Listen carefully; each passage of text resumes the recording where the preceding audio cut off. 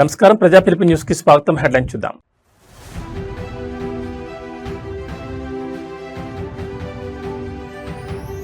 తిరుపతి విజయ సంకల్ప సభలో జనసేనాని గర్జన. 2 ఏళ్ల కూటమి పాలనపై Pawan Kalyan mind blocking speech.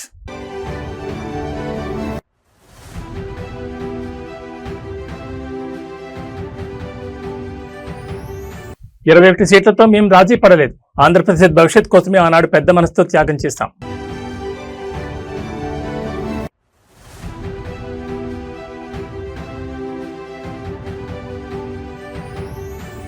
Revanth Reddy ముమ్మాటికి ఢిల్లీ పేమెంట్ కోటా ముఖ్యమంత్రి. బీఆర్ఎస్ వర్కింగ్ ప్రెసిడెంట్ సంచలన వ్యాఖ్యలు.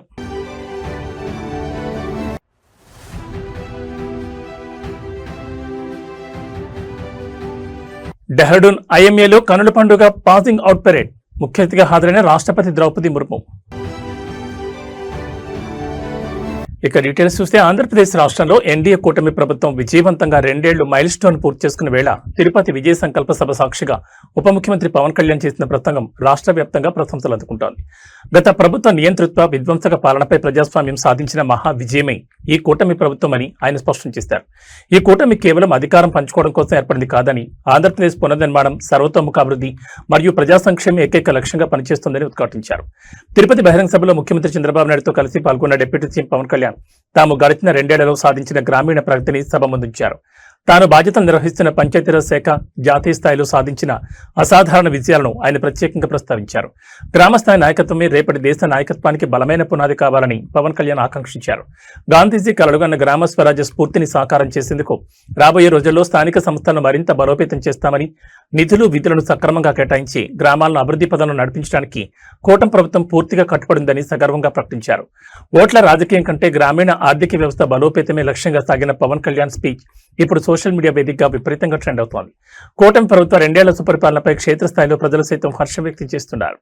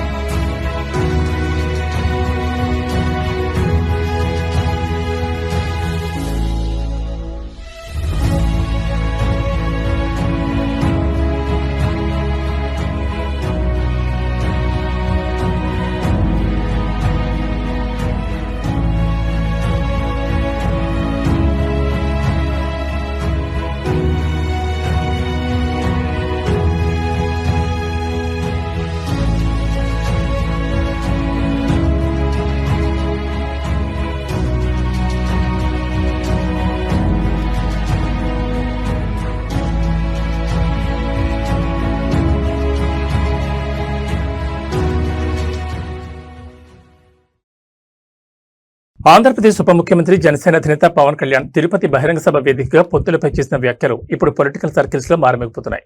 గత ఎన్నికల్లో జనసేన కేవలం 21 అసెంబ్లీ స్థానాలకే పరిమితం కావడంపై అప్పట్లో వచ్చిన విమర్శలను ఆయన తీవ్రంగా ఖండించారు. తాము 21 సీట్లతో రాజీ పడలేదని, కేవలం రాష్ట్ర శ్రేయస్ కోసం, ప్రజల భవిష్యత్ కోసమే సీట్లను తగ్గించుకుంటూ పెద్ద మనసుతో త్యాగం చేశామని పవన్ స్పష్టం చేశారు. ఆ త్యాగానికి ప్రజలు 100% స్ట్రైక్ రేట్ విజయంతో అద్భుతమైన తీర్పునిచ్చారని ఆయన గుర్తు చేశారు. తిరుపతిలో నిర్వహించిన కూటమి భారీ బహిరంగ సభలో డిప్యూటీ సీఎం పవన్ కళ్యాణ్ ప్రసంగిస్తూ సీట్ల పంపిణీ సమయం సమయంలో తనపై జనసేన పార్టీపై చాలా మంది చాలా రకాలుగా వ్యంగ్యాస్త్రాలు విసిరారని, తక్కువ సీట్లకు ఒప్పుకున్నానంటూ విమర్శించారని గుర్తు చేశారు. అయితే నాటి తమ నిర్ణయం వెనుక వ్యక్తిగత స్వార్థం లేదని, వైఎస్ఆర్ కాంగ్రెస్ పార్టీ సాగించిన అరాచక పాలన అంతమొందించడమే లక్ష్యంగా తాము ఒక అడుగు వెనక్కి వేశామని వివరించారు. ప్రజలు కేవలం ఓటు వేయలేదని, ఆంధ్రప్రదేశ్లో ఒక కొత్త చరిత్రను లిఖించారని హర్షం వ్యక్తం చేశారు. పోటీ చేసిన ప్రతి స్థానంలోనూ జనసేన జెండాను ఎగురవేసి విమర్శకుల నోళ్లు మూయించామని పవన్ ఉద్ఘాటించారు. ప్రజలిచ్చిన ఈ చారిత్రాత్మక తీర్పు ఒక తరం భవిష్యత్తుకు బలమైన నమ్మకాన్ని ఇచ్చిందని, ఎన్నికల్లో ఇచ్చిన ప్రతి హామీని కూటమి ప్రభుత్వం నిలబెట్టుకుంటుందని పవన్ కళ్యాణ్ భరోసా ఇచ్చారు. ముఖ్యంగా పంచాయతీరాజ్ వ్యవస్థను క్షేత్రస్థాయిలో బలోపేతం చేసేందుకు పక్కా ప్రణాళికతో ముందుకు వెళ్తున్నట్లు పవన్ ప్రకటించారు. కూటమిలో జనసేన 21 సీట్లతోటి సర్దిపెట్టుకునే సందర్భంలో చాలామంది వివిధ రకాలుగా విమర్శించారు. కానీ మేము 21 సీట్లతో రాజీ పడలేదు. ఆంధ్రప్రదేశ్ భవిష్యత్తు కోసం 21 సీట్లకి జనసేన పరిమితాన్ని చేశాం. ఆ త్యాగానికి ప్రజలు ఇచ్చిన సమాధానమే 100% స్ట్రైక్ రేట్. హైదరాబాద్ నగరంలో కురుస్తున్న భారీ వర్షాలు, వరదల నేపథ్యంలో రాష్ట్రంలో రాజకీయం ఒక్కసారిగా హీటెక్కింది. నగర ప్రజలు పడుతున్న ఘోరమైన అవస్థలకు ముమ్మాటికి ముఖ్యమంత్రి రేవంత్ రెడ్డి వైఫల్యమే కారణమంటూ బీఆర్ఎస్ వర్కింగ్ ప్రెసిడెంట్ కేటీఆర్ తీవ్రస్థాయిలో విరుచుపడ్డారు. నందినగర్ నివాసంలో మీడియాతో మాట్లాడిన ఆయన, తాము ఎంతో ప్రతిష్టాత్మకంగా ప్లాన్ చేసిన ఎయిర్పోర్ట్ మెట్రోను రద్దు చేయడం వల్లే నగరంలో ట్రాఫిక్ జామ్లు విపరీతంగా పెరిగాయన్నారు. ఒకవేళ మెట్రో ఉంటే 18 నెలల్లోనే పూర్తి స్థాయి లక్షలాది మందికి ఉపశమనం లభించిందన్నారు. కాంగ్రెస్ పార్టీలో పదవులు డబ్బులకే అమ్ముడుపోతున్నాయని, ఆ పార్టీ సీనియర్ నేత షబ్బీర్ అలీ వాస్తవాన్ని ఒప్పుకున్నారని కేటీఆర్ గుర్తు చేశారు. గతంలో పీసీసీ పదవిని, ఆ తర్వాత సీఎం పదవిని పైసలకే కొనుక్కున్నారని, రేవంత్ రెడ్డి ముమ్మాటికి పేమెంట్ కోటా ముఖ్యమంత్రిని, ఆయనది రెగ్యులర్ సీట్ కాదు, కేవలం రెన్యువల్ సీట్ అని, ప్రతి నెల ఢిల్లీకి డబ్బులు మూటలు పంపితేనే ఆయన కుర్చీ ఉంటుందని ఎద్దేవా చేశారు. ఇక రేవంత్ రెడ్డి హిట్లర్ వ్యాఖ్యలపై స్పందిస్తూ, మానసిక రోగి మాత్రమే హిట్లర్ హంతక ముఠాను ఆదర్శంగా తీసుకుంటాడు, గాజా తరహా విధ్వంసం సృష్టిస్తానని మాట్లాడతాడని మండిపడ్డారు. చదువుకున్న మంత్రి శ్రీధర్ బాబు ఈ వ్యాఖ్యలు సమర్థించడం చూస్తే జాలి కలుగుతుందన్నారు. తాము గతంలో 100 చెరువులు బాగు చేసి ఎస్ఎన్డిపి ద్వారా వరదలు ఆపితే ఎప్పుడు ఫోజులు కొట్టలేదని, రేవంత్ రెడ్డి మాత్రం మున్సిపల్ శాఖను గాలి కుదిలేసి ఉన్న సిటీని ముంచేస్తూ ఫ్యూచర్ సిటీ అంటూ డ్రామాలు ఆడుతున్నారని కేటీఆర్ ధ్వజమెత్తారు. కాంగ్రెస్ నేత మీనాక్షి నటరాజన్ ఓటమికి సొంత పార్టీ నేతలే కుట్రలు చేస్తారని, ఆ బ్లాక్ షీప్స్ ఎవరో రాహుల్ గాంధీ తేల్చుకోవాలని కేటీఆర్ హేతో పలికారు. కాంగ్రెస్ కంపు రాజకీయాల్లోకి బీఆర్ఎస్ ను లాగొద్దని హెచ్చరించారు.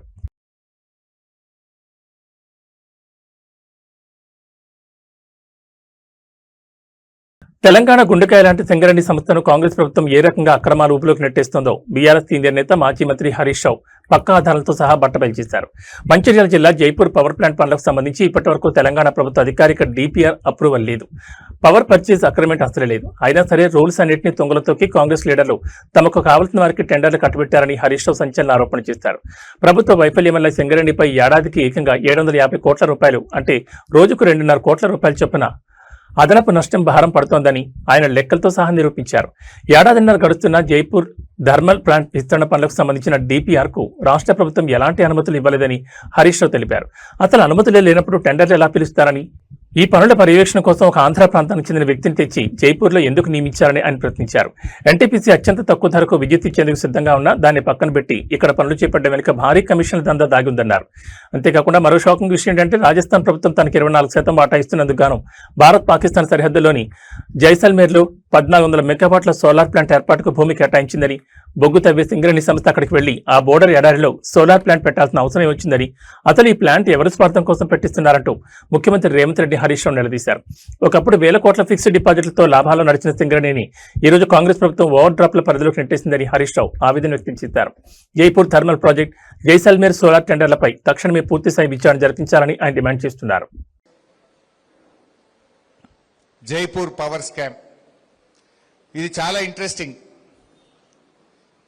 సరే, మీకు తెలుసు జైపూర్లో కూడా ఒక థర్మల్ పవర్ ప్లాంట్ పెట్టింది సింగరేణి. 800 मेगावाट का एक प्लांट लगाया సింగరేణి. కాంగ్రెస్ ప్రభుత్వం వచ్చినాక ఇంకొక పవర్ ప్లాంట్ పెట్టాం 800 మెగావాట్లని స్టార్ట్ చేసింది.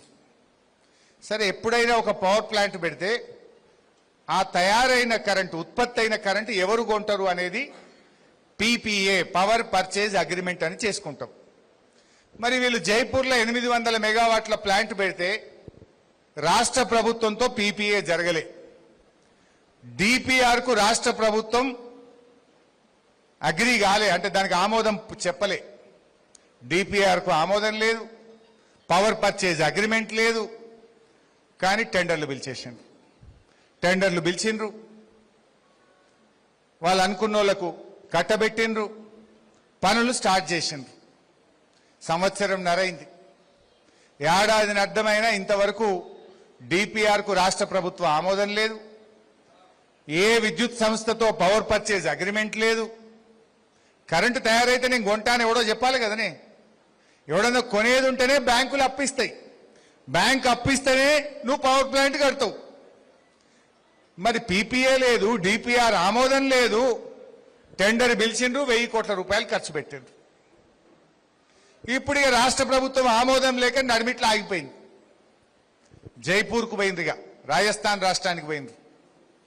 76-24 అని జాయింట్ వెంచర్ అగ్రిమెంట్ చేసిండ్రు. 76 తెలంగాణ, 24 రాజస్థాన్ ప్రభుత్వం. 76 తెలంగాణ అంటే 76 సింగరేణి, 24 రాజస్థాన్ ప్రభుత్వం.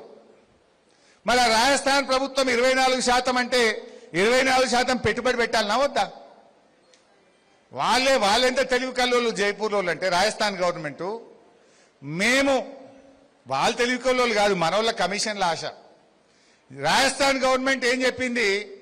మా 24% వాటా కింద పాకిస్తాన్ బార్డర్ల జైసల్మీర్ జిల్లాల ఆ ఎడార్ల మీకు 1400 మెగావాట్ల సోలార్ పవర్ ప్లాంట్ పెట్టడానికి జాగా ఇస్తాము. సింగరేణోడట పోయి పాకిస్తాన్ బార్డర్ల జైసల్మీర్ల భారత సైన్యంలోకి సరికొత్త పరాక్రమం తోడైంది. డెహ్రాడూన్లోని ప్రసిద్ధ Indian military academy passing out parade ఇవాళ కన్నుల పండుగ జరిగింది. భారత సాయుధ దళాల సుప్రీం కమాండర్ గౌరవ రాష్ట్రపతి ద్రౌపది ముర్ము ఈ చారిత్రాత్మక పరేడ్కు ముఖ్య అతిథిగా హాజరై క్యాడెట్ల సైనిక విన్యాసాలను సమీక్షించారు. అకాడమీలో కఠిన శిక్షణ పూర్తి చేసుకుని దేశ రక్షణ బాధ్యతలను భుజానికెత్తుకోవడానికి సిద్ధమైన యువ సైనిక అధికారులను చూసి దేశం గర్విస్తోందంటూ ఈ సందర్భంగా రాష్ట్రపతి వారిని కొనియాడారు. ఐఎంఏ డెహ్రాడూన్ మైదానంలో జరిగిన ఈ పాసింగ్ అవుట్ పరేడ్ లో 158వ రెగ్యులర్ కోర్స్ అలాగే 141వ టెక్నికల్ గ్రాడ్యుయేట్ కోర్సులకు చెందిన వందలాది మంది క్యాడెట్లు అత్యంత ఆకర్షణీయమైన రీతిలో మార్చ్ పాస్ట్ నిర్వహించారు. అకాడమీ ప్రతిష్టాత్మక అవార్డులను రాష్ట్రపతి ముర్ము ప్రతిభ కనబర్చిన యువ అధికారులకు స్వయంగా అందజేశారు. అనంతరం ఆమె క్యాడెట్లను ఉద్దేశించి మాట్లాడుతూ మారుతున్న ప్రపంచ సాంకేతికతకు అనుగుణంగా మన సాయుధ దళాలు ఆధునీకరణ వైపు దూసుకుపోతున్నాయని, ఈ తరుణంలో సరిహద్దుల రక్షణతో పాటు అంతర్గత భద్రతను కాపాడడంలో యువాధికారుల పాత్ర అత్యంత కీలకమని స్పష్టం చేశారు. విజ్ఞానంలో దేశ సేవ నిబద్ధతలను అత్యున్నతంగా చాటాలని పిలుపునిచ్చారు. ప్రతిష్టాత్మక ఐఎంఏ శిక్షణను విజయవంతంగా పూర్తి చేసుకున్న ఈ యువ కమాండర్లు రేపటి నుండి దేశంలోని వివిధ రక్షణ సరిహద్దు పోస్టులలో విధుల్లో చేరనున్నారు. రాష్ట్రపతి ద్రౌపది ముర్ము పాల్గొన్న ఈ ఐఎంఏ పరేడ్ లైవ్ దృశ్యాలు ప్రస్తుతం సోషల్ మీడియా వేదికగా దేశభక్తిని ఉరకతెత్తిస్తున్నాయి.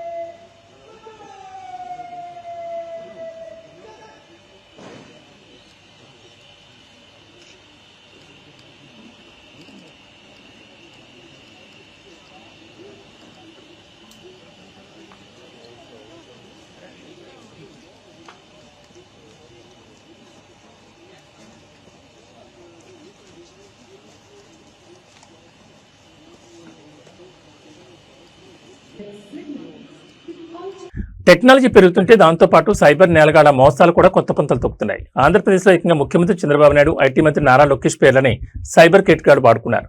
ఆర్టిఫిషియల్ ఇంటెలిజెన్స్ సాంకేతికతను ఉపయోగించి సీఎం మంత్రి తరహాలోనే బాధితుడికి వాట్సాప్ వీడియో కాల్ చేసి నమ్మించారు.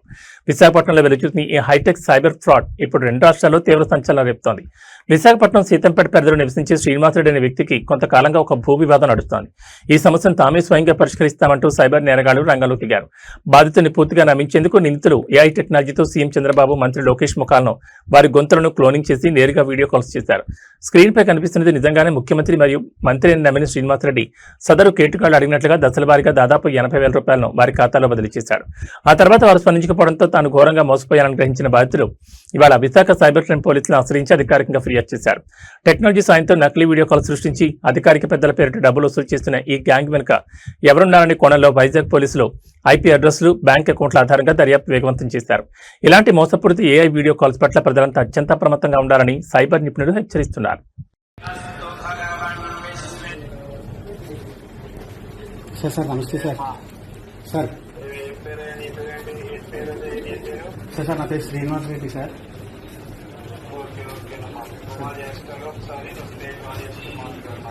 సార్ ఏలూరు జిల్లా నూజివీడులో నిన్న జరిగిన ఒక పొలిటికల్ ర్యాలీ చివరికి గంజాయి బ్యాచ్ గ్యాంగ్ వార్గా మారి ఘోర రచ్చకు దారితీసింది. నూజివీడులో వైఎస్ఆర్ కాంగ్రెస్ పార్టీ నిర్వహించిన భారీ ప్రదర్శనలో పాల్గొనేందుకు వచ్చిన కొందరు యువకులు మధ్య డబ్బుల పంపిణీ వ్యవహారం కూడవ మొదలైంది. ఇచ్చిన డబ్బుల్లో తేడాలు రావడంతో అప్పటికే గంజాయి మత్తులో ఊగిపోతున్న యువకులు ఆగ్రహంతో ఊగిపోయారు. చేతుల్లో ఉన్న పార్టీ జెండా కర్రల్ని ఆయుధాలుగా మార్చుకుని నడి రోడ్డుపై ఒకరినొకరు చావబాదుకున్నారు. పార్టీ శ్రేణులు ప్రతిష్టాత్మకంగా నిర్వహించిన ఈ ర్యాలీకి జనాన్ని, ముఖ్యంగా యువతను తరలించేందుకు పెద్ద ఎత్తున డబ్బులు ఎరవేసినట్లు ఆరోపణలు వస్తున్నాయి. అయితే ర్యాలీ ముగిసిన తర్వాత కొందరు స్థానిక లీడర్లు యువతకి ఇచ్చిన డబ్బుల పంపిణీలో తీవ్రమైన తేడాలు వచ్చాయి. దీంతో తీవ్ర అసంతృప్తికి గురైన సదరు యువకులు అప్పటికే గంజాయి మరియు ఇతర మత్తు పదార్థాల మత్తులో ఉండడంతో విచక్షణ కోల్పోయారు. పార్టీకి సంబంధించిన జెండా కర్రలను పీకేసి ఒకరి తరలు ఒకరు పగలకొట్టుకునేలా దాడులు చేసుకున్నారు. నడి రోడ్డుపై సామాన్య ప్రజలు చూస్తుండగానే ఈ గంజాయి బ్యాచ్ వీరంగం సృష్టించడంతో స్థానికులు భయంతో పరుగులు తీశారు.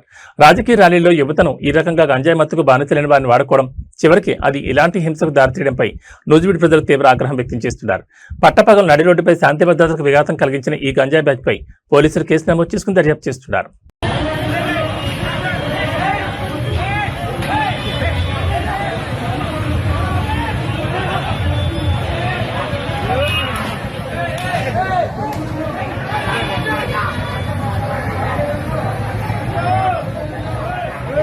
దండకు వచ్చేసిందండి. చచ్చిపోయాడు.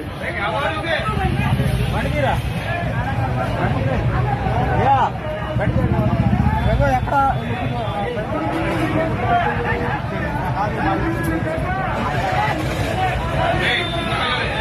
హైదరాబాద్ లో వాతావరణం ఒక్కసారిగా మారిపోయింది. నగర వ్యాప్తంగా కురిసిన భారీ వర్షం ఈదురుగాల ధాటికి చార్మినార్ పరిసర ప్రాంతాల్లో తీవ్ర కలకలం రేగింది.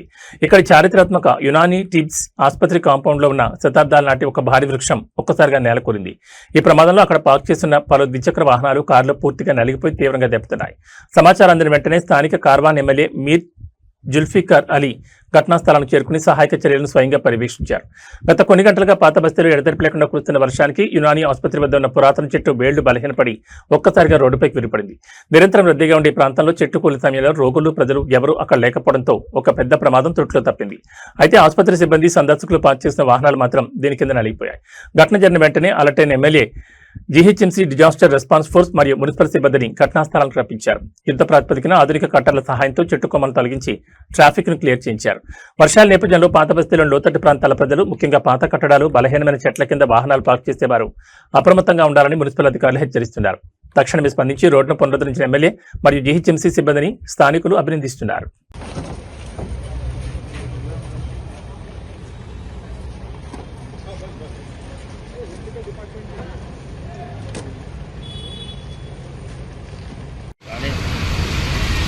इधर सेंटर में लगा इतना कितने वाटर 4 महीने वैसे हाँ ले लिए फोटो हाँ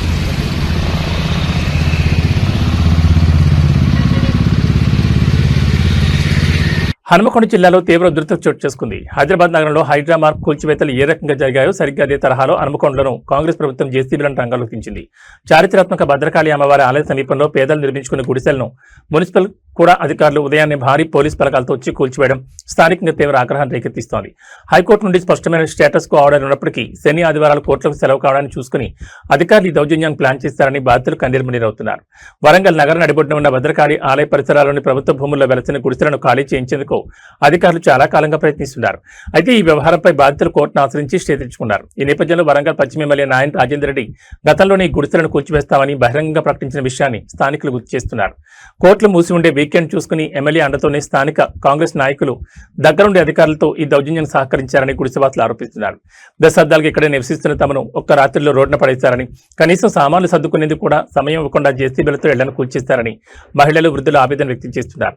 కోర్టు ఆదేశాలను ధిక్కరిస్తూ పేదల పొట్టకొడుతున్నారంటూ ప్రతిపక్ష నేతలు కూడా ఈ కూల్చివేతలపై తీవ్ర అభ్యంతరం వ్యక్తం చేస్తున్నాయి. ప్రస్తుతం హన్మకొండలో ఉద్రిక్తత కొనసాగుతుండటంతో ఎలాంటి అవాంఛనీయ సంఘటనలు జరగకుండా భారీగా పోలీసులను మోహరించారు.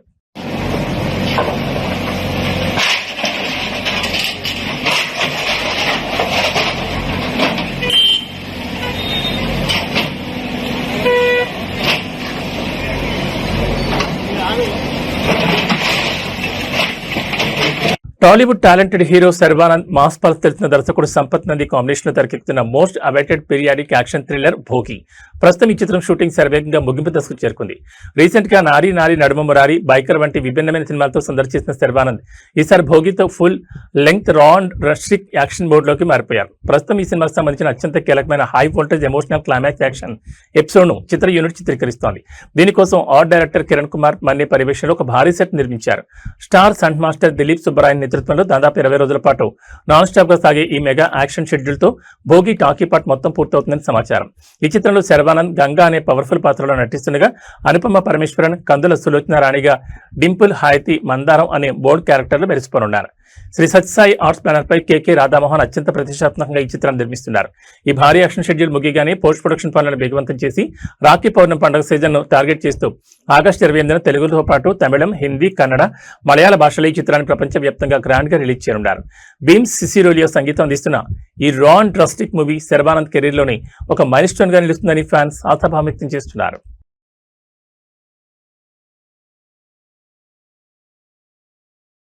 అంతర్జాతీయ మార్కెట్ల ప్రభావంతో హైదరాబాద్ బులియన్ మార్కెట్లో బంగారం, వెండి ధరలు భారీగా పెరిగాయి. అంతర్జాతీయంగా చోటు చేసుకుంటున్న ఆర్థిక పరిణామాల కారణంగా సురక్షిత పెట్టుబడిగా భావించే పసిడి వైపు ఇన్వెస్టర్లు మొగ్గు చూపడంతో ధరలు ఒక్కసారిగా ఎగబాకాయి. ఇవాళ హైదరాబాద్ బులియన్ మార్కెట్లో 10 గ్రాముల 24 క్యారెట్ల మేలిమి బంగారం ధర 500 రూపాయలు పెరిగి 1,49,080కి చేరింది. అలాగే సామాన్యుల ఆభరణాల తయారీకి ఎక్కువగా కొనుగోలు చేసే 22 క్యారెట్ల బంగారం ధర కూడా తులంపై 450 పెరిగి 1,36,650 వద్ద పలుకుతోంది. ఇక అటు వెండి ధరల విషయానికి వస్తే పరిస్థితి మరింత దారుణంగా ఉంది. కిలో వెండి ధర ఏకంగా ఒకే రోజు 5,000 రూపాయలు ఎగబాకి 2,70,000గా నమోదైన రికార్డు సృష్టించింది. అంతర్జాతీయంగా పారిశ్రామిక అవసరాలకు డిమాండ్ పెరగడమే వెండి ఈ స్థాయిలో దూసుకుపోవడానికి ప్రధాన కారణమని మార్కెట్ నిపుణులు విశ్లేషిస్తున్నారు. ఆంధ్రప్రదేశ్, తెలంగాణ రాష్ట్రాల్లోని వివిధ నగరాలు, స్థానిక ప్రాంతాలను బట్టి అలాగే జ్యువెలరీ షోరూంల మేకింగ్ ఛార్జీలను బట్టి ఈ ధరల్లో స్వల్ప మార్పులు ఉండొచ్చని బులియన్ వ్యాపారులు చెబుతున్నారు.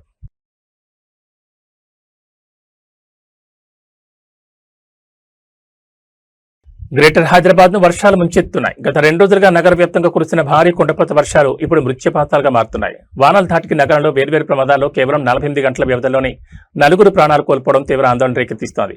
అటు రాజేంద్రనగర్, అత్తాపూర్, అల్వాల్, పాతబస్తీ పరిసర ప్రాంతాలు వర్షాల ధాటికి అల్లకల్లోలమయ్యాయి. పరిస్థితి తీవ్రతను గమనించిన మున్సిపల్ మరియు విపత్తు నిర్వహణ అధికారులు నగరవాసులంతా అత్యంత అప్రమత్తంగా ఉండాలని హై అలర్ట్ జారీ చేశారు. మొన్న పాతబస్తీలో కురిసిన వర్షానికి విద్యుత్ వైర్లు తెగిపడి 2 కరెంటు షాక్తో చనిపోగా నేడు తెల్లవారుజామున అల్వాల్లో మరో ఘోర విషాదం చోటు చేసుకుంది. భారీ వర్షానికి విరిగిపడిన చెట్టు కొమ్మలను తొలగిస్తున్న క్రమంలో పక్కనే ఉన్న లైవ్ కరెంట్ వైర్లు తగిలి తండ్రి కూతుళ్లైన సందీప్, ప్రీతిక అక్కడికక్కడే కరెంట్ షాక్తో మరణించారు. ఈ ప్రమాదంలో సందీప్ భార్య కూడా తీవ్ర గాయాలయ్యాయి. కరెంటు వైర్ల పక్కనే ప్రమాదకరంగా ఉన్న చెట్ల కొమ్మలను వెంటనే తొలగించాలంటూ స్థానికులు ఆగ్రహం వ్యక్తం చేస్తున్నారు. ఇక నిన్న రాత్రి అత్తాపూర్లో ఒక ప్రహారీ కూడా ఫంక్షన్ హాల్ రూప్ టాప్ ఒక్కసారిగా కూలిపోవడంతో స్థానికులు కొనుక్కు లేకుండా గడిపారు. నిన్న కురిసిన వర్షానికి రాజేంద్రనగర్లో అత్యధికంగా 80 మిల్లీమీటర్ల వర్షపాతం నమోదు కాగా శాస్త్రీపురంలో 60, మైలార్దేవపల్లిలో 56 పంటింది. అత్తాపూర్లో 50.3, బంజారా హిల్స్ లో 40.5 మిల్లీమీటర్లు చెప్పిన భారీ వర్షపాతం నమోదైంది. నగర వ్యాప్తంగా లోతట్టు ప్రాంతాలన్నీ జలమయమయ్యాయి. వర్షాలు ఇంకా కొనసాగే అవకాశం ఉన్నందున శిథిలావస్థలో ఉన్న పురాతన ఇళ్లు, బలహీనమైన రక్షణ గోడల పరిసరాల్లో ప్రజలెవరూ ఉండొద్దని అధికారులు హెచ్చరిస్తున్నారు. రోడ్లపై నీరు నిలిచిన చోట మ్యాన్ హోల్స్, తెగిపడిన కరెంటు వైర్ల పట్ల అప్రమత్తంగా ఉండాలని, ఏదైనా అత్యవసర సహాయం కావాల్సి వస్తే తక్షణమే మున్సిపల్ హెల్ప్ లైన్ నంబర్లను సంప్రదించాలని కోరారు.